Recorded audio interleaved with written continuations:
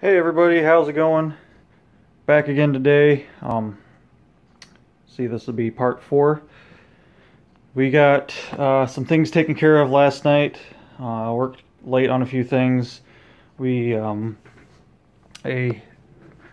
used my taps and dies, and we re-tapped every bolt hole on the manifold, even the side ones. Everything cleaned up really nice. The one that had the really bad bolt that I was struggling with is this one right here. Everything tapped out really nice. Honestly didn't take that much metal out, so those threads weren't as bad as I thought they were, so that's good. We got all the diaphragms and cushion rings cleaned up. I'll show you guys those in a minute.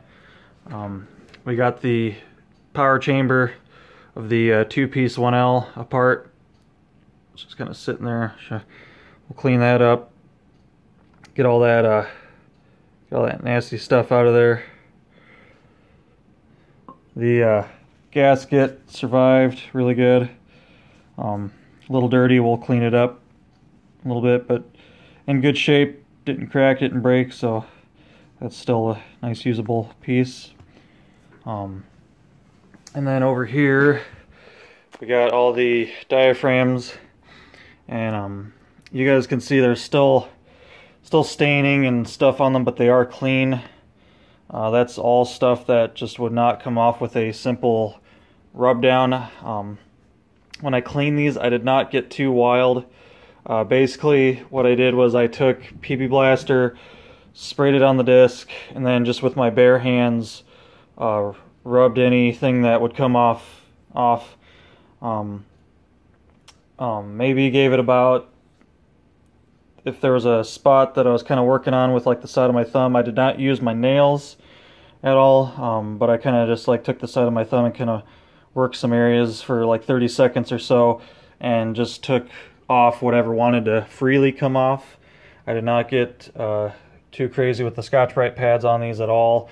I just used my bare hands, PB Blaster, a nice clean brand new sponge, and my Platinum 4x grease cleaning power Dawn dish soap.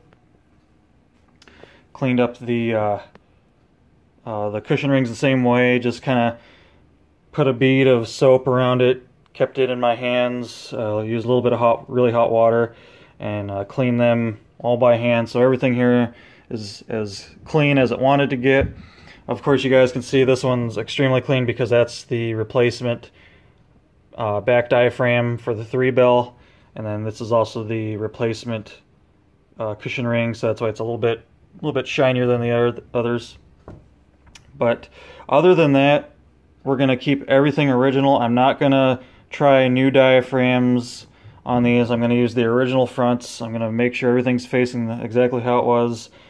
And I wasn't too sure how much of that was going to clean off, so on some of these I marked with took an X-Acto knife and just kind of scratched a little X into what position these need to be in. But as you guys can see, I can clearly tell what the bottoms of some of these diaphragms are, and you guys can kind of see some different gradients of clean here.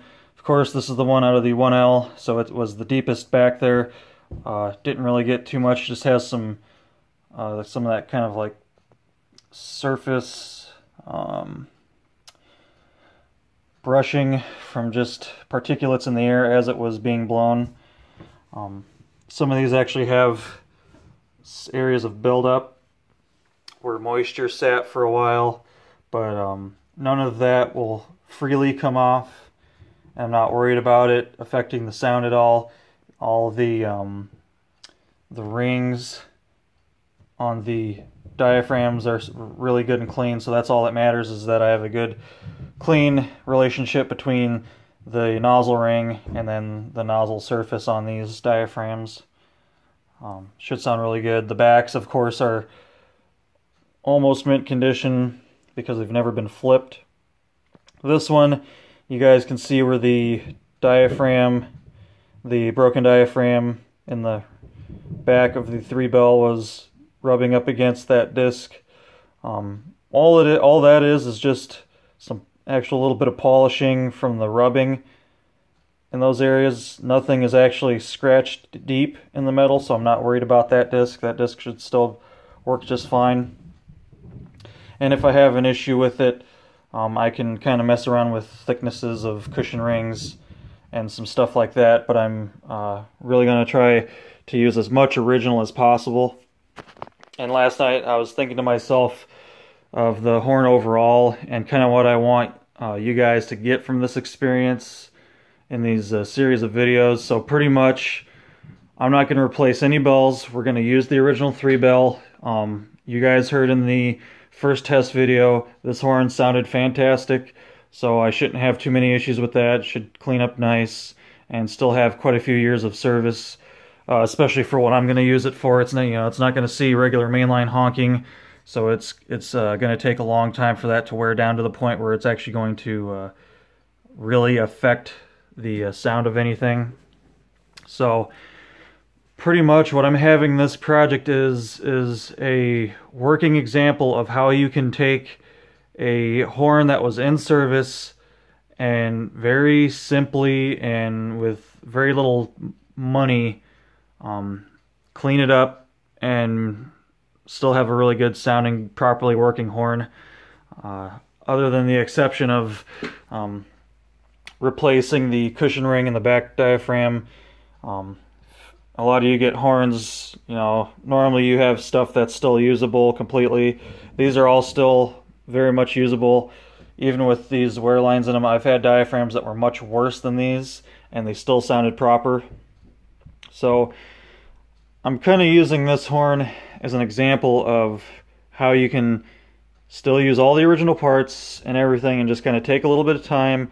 Not a lot of big workshop work, simple cleaning with hand, PB blaster, soap, sponge, really simple stuff. And I'm not even using Scotch-Brite pads on this project.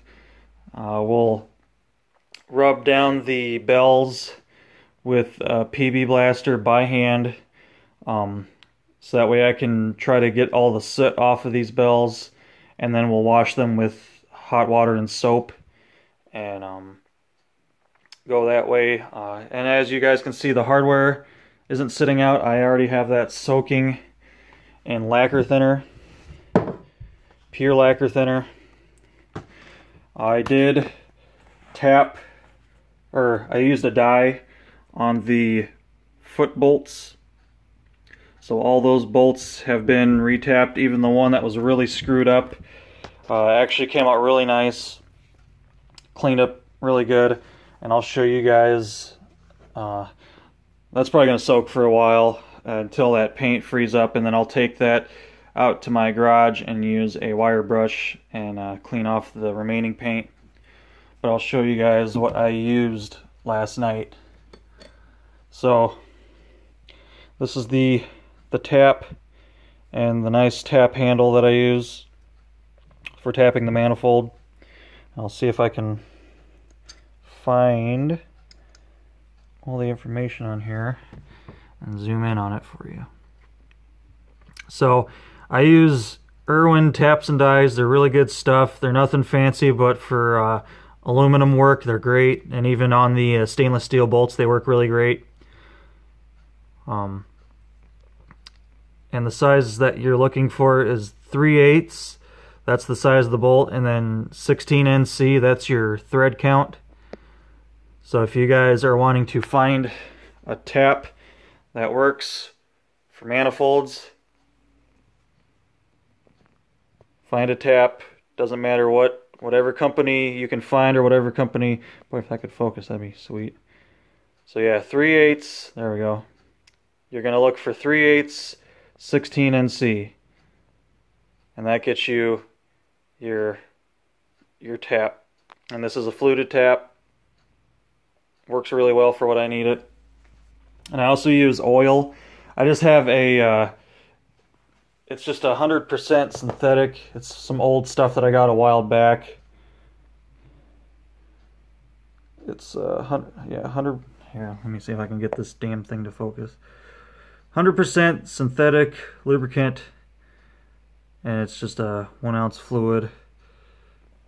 So this is kind of what I put on the threads of the tap, and then I'll run it all the way down, make sure the whole hole is covered in this oil before I start tapping. You really don't want to do metal on metal. You can really start to ruin things, and your tools won't last as long either.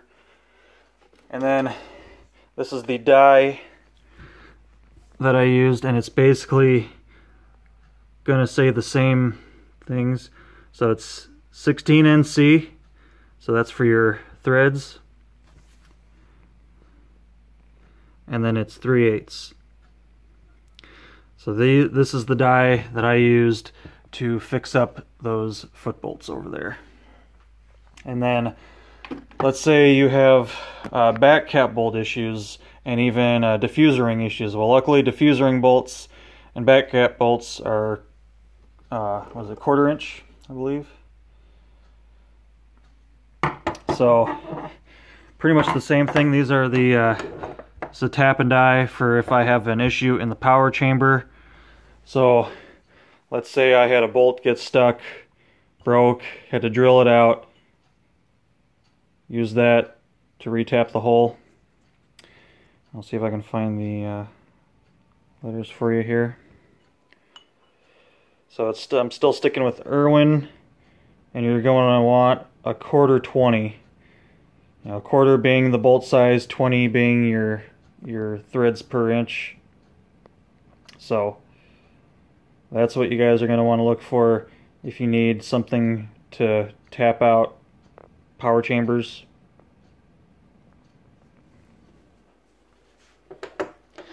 And then the die is the same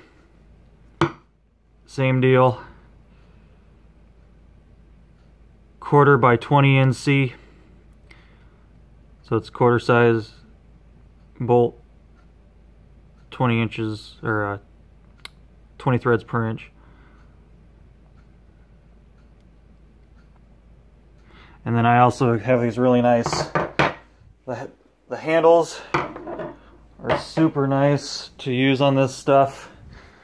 I know some more professional people actually have machines that these can hook to and stuff, but if you're just doing simple fixes, you can really just do it with these die handles and then the nice T-tap handles that actually slide on their post, which is nice for doing the manifolds on the H manifolds, to where it's kind of hard to get to those lower mounted bells.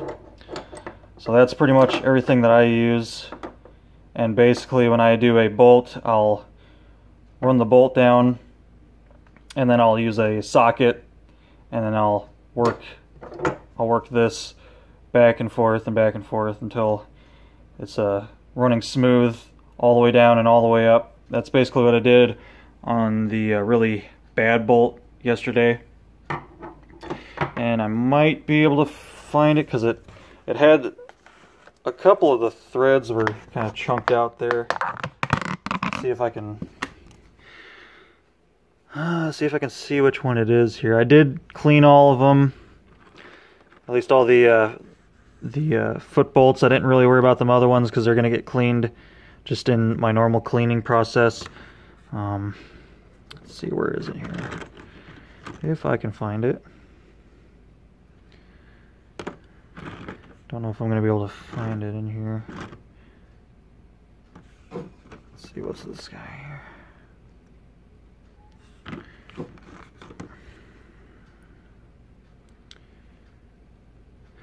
So this wasn't the one that was giving me an issue, but it definitely had some thread damage that I didn't give me any issue when I was pulling it out, but I still just to clean the bolt itself, ran the die up and down quite a few times until it was smooth. So those aren't a big issue.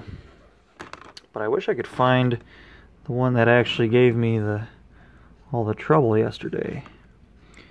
And I'm having a hard time finding it because it's kind of buried in there somewhere. But you guys get the gist of it. I also ran them up and down the bolts that didn't give me issues, just to clean all that crud out, and that's also why I tapped all the bolt holes on that manifold over there, just to clean all that corrosion and anything that had gotten in there. And you guys can reference yesterday's video, or if you remember yesterday's or last night's video, that those bolt holes definitely looked dirty and had some crud in them, and you guys can see they're kind of shined up a little bit, a little dirty just because there's still the oil and some of the dirt in there, but I was able to run the tap down and up, smoothing all the holes, so all that's ready to go. Let's start cleaning up the manifold. We'll start cleaning the bells, get all those cleaned really good inside and out. I'm probably gonna do the same process as I did on the diaphragms and everything. I'm probably just gonna try and clean these up by hand. The nozzle surface itself is very clean because these diaphragms had actually seated and started to, you know, make their little homes on there. So not a lot of debris and everything. The 1L has a little bit of stuff on there we'll try and get off, but the rest of these are pretty well clean. But I'm going to make sure any foreign material that could potentially work loose is cleaned out of there. We'll clean up the bores really good. But I'm going to try to not use anything abrasive if I don't have to. If I have to, then I will, like probably for cleaning the walls of the power chamber.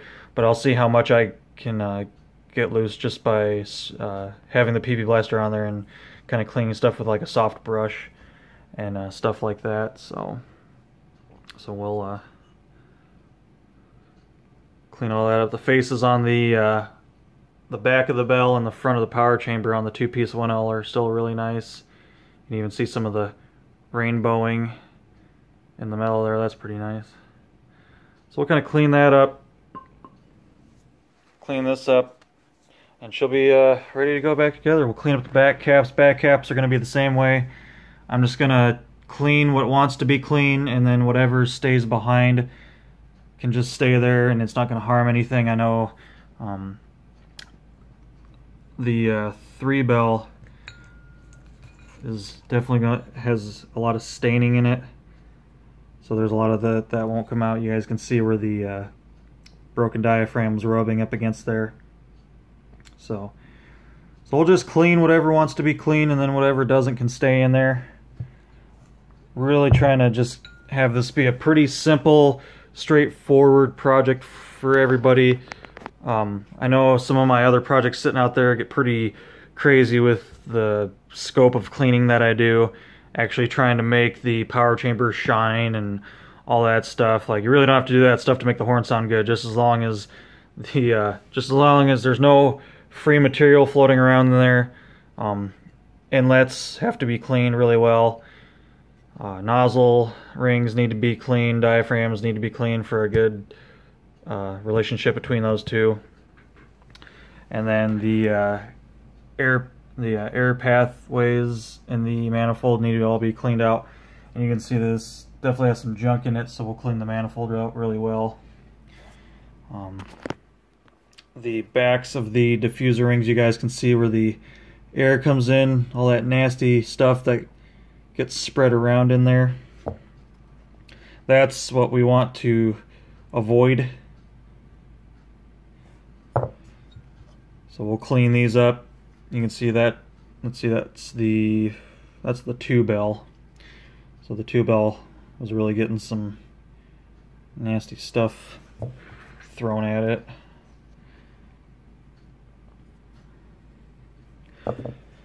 But we'll make sure everything is as clean as can be before going back together, so that way I know when I honk it, I'm not going to have any other issues. So yeah, there's just a little update for today, guys. I'm going to work on some more stuff throughout the day, and maybe do, depending on how far I get, probably be tomorrow before you guys see another update video on it. But hopefully you guys enjoyed the little update. Hopefully you guys are enjoying the content. Hopefully some of that stuff kind of helped you.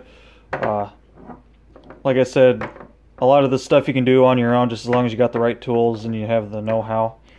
So it's not, even though some of the stuff is a pain in the butt, none of it's really hard to do. So So till next time, everybody, take care.